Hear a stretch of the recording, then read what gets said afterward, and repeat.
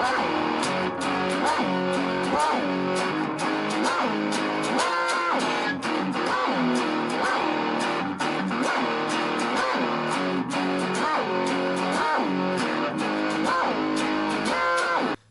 guys, not Colin here. I'm not even going to try and do a Scottish accent because my butchering of it would be so terrible that the man himself would walk through that door. He would fly to Australia, walk through that door and punch me in the face for it. So I'm just going to avoid that because I have a lot of respect for the guy. Thank you for those who watched my last video as well. I put it up because I was like, check out this new guitar I have, and people liked it. And people were commenting and saying, nice video, and hey, I have the same guitar, and I want to get another one. And it's like, I'm not a huge YouTuber by any stretch of the imagination, so people paying any sort of mind to the crap that I do is kind of cool. Kind of warms the cockles of my black, stone-encrusted heart. So yeah, if you did watch it, you did like it, you did comment, thank you so much. That means a lot to me, considering I've been doing this for years and have been getting no attention whatsoever. Did get signed to a network though, 2 networks, and that was terrible, so don't sign to a network. There's my advice to any new YouTubers watching. But enough about my crap and enough about how much you guys have redeemed my faith in humanity and doing YouTube and all that. I have gear to review, I got shit to do. And that shit in particular is reviewing the Digitech Whammy.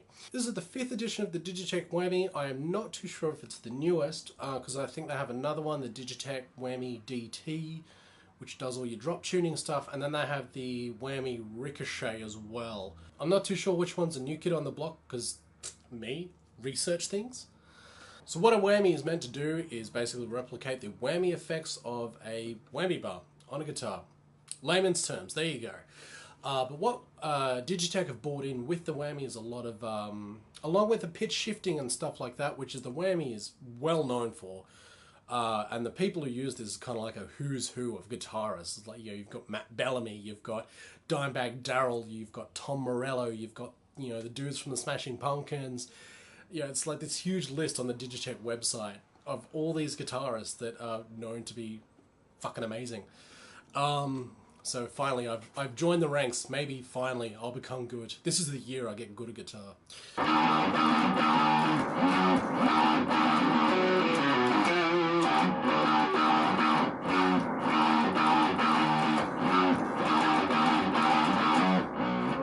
Fuck.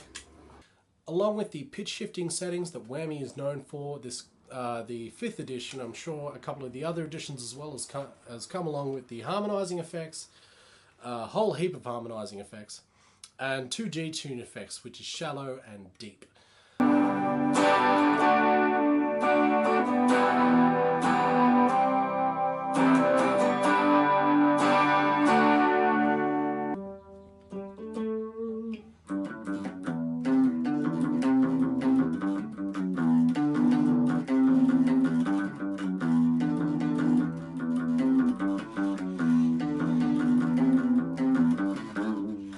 As far as I go about using this, I kind of use it as a Swiss Army knife of sorts. You got all your octave stuff from the harmonizing sort of things. You got all your whammy effects and your pitch shifting, and then you got sort of this ad hoc chorus flanger effect when you use a D-tune. So a lot of this using this and getting this has sort of eliminated a lot of pedals that I would otherwise have needed to buy, and it's been awesome. It has been a lot of fun using the pitch shifting and dive bomb effects and stuff like that. And generally just I don't know, this as a pedal, this enables me to have a lot more fun with guitar aside from playing the same 8 chords that I know for every single song ever. This enables you, this is the party pedal. This enables you to have a lot of fucking fun. And it is ridiculously cheap for what it is as well. I think I paid $250 to $300 for this. I think what I like about this the most, aside from the whole Swiss Army knife aspect that I've sort of been treating it as, is that it's so fucking well built. Like, this is a hunk of metal with a pedal attached and a bunch of inputs. This is a huge freaking hunk of metal.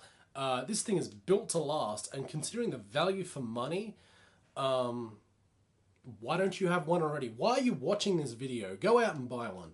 My one sort of caveat emptor, buyer beware sort of thing is that if you are not into music that would really incorporate this sort of stuff, I wouldn't go out and buy one. That isn't to say don't try it. I think everyone should at least check out, you know, a decent octave shifter at least once, just to have a bit of fun with. Rent one, buy one from a friend, borrow one from a friend, I should say, and just generally just give it a go. Like, there is no reason, especially with how cheap it is, if you want to spend that sort of money on something that you might not use, go for it. Yeah, no excuse. Go out and give one a go. I've actually been writing a lot more stuff as well, incorporating this, not for the punk bands, but for other stuff that I kind of want to start doing, music-wise, and it's been a lot of fun. And sort of this has been a good little inspiration jogger as well. So I don't know, maybe you'll end up in the same situation. Maybe you should buy one on impulse like I did. So let's get into a couple of the features of the pedal, because that's what review channels do, and I'd like to at least make this somewhat informative, because if I wanted to talk shit, I'd just do a vlog. So, on one side, well, the thing in the middle, you got your jog wheel to get to all the different effects that you can use. You got your whammy effects, which goes from 2 octaves up down to dive bomb, which is a lot of fun, by the way. And then you got your harmony effects, which is an octave down and an octave up, down to a second and a second up, second up, third up. There you go. You've got your 2 detune effects as well. And they, as I said, they sort of have sort of this flangey chorus sort of effect to it if you push the pedal right down. Then you got your foot switch, 1 input, and then you got your power and output as well.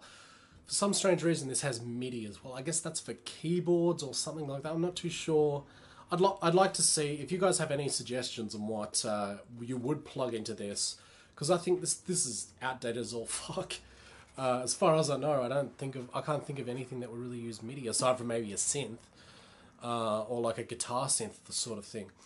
But yeah, I don't know. I find that to be a strange feature, because no one really, like, all MIDI stuff is usually done through computers and stuff nowadays, like through laptops.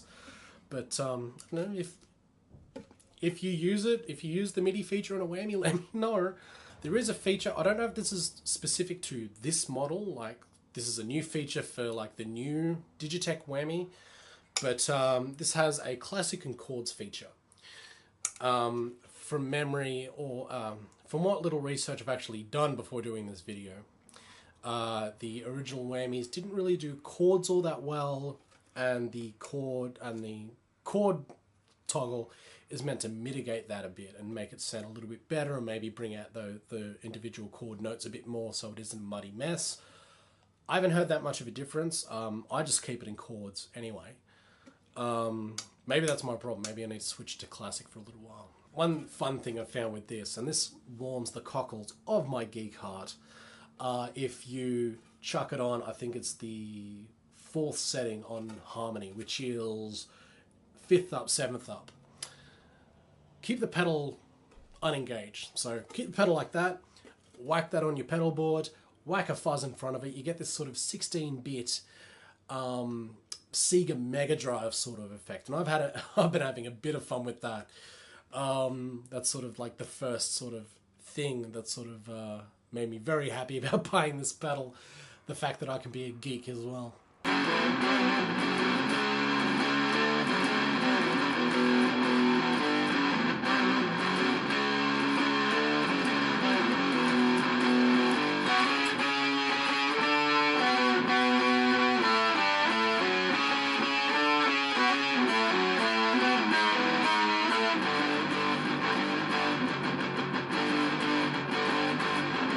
So there is not much more I can really say about this without actually plugging it in, which I hopefully would have done and interspersed some clips throughout this. But yeah, I give it 5 guitar strings out of 10. I don't know. I don't really have a rating system. Once again, if you're not the person who would normally use a whammy, go check one out. Definitely check one out. Borrow one from a mate. Rent one. You know, a lot of stores these days do like 12 months rental or stuff like that. Go that route if you're not too sure about buying one. That said, this is pretty reasonable for what it is. and for the build quality and the value for money, I think, as I said, I think I paid like $250, $300 for it. Definitely check it out. Do whatever it takes to check it out. If anything, just for a bit of fun, just to open up sort of your horizons a little bit, and play with a pedal that you normally wouldn't. Plus, look at the thing; it looks cool as shit. Why don't you have one already?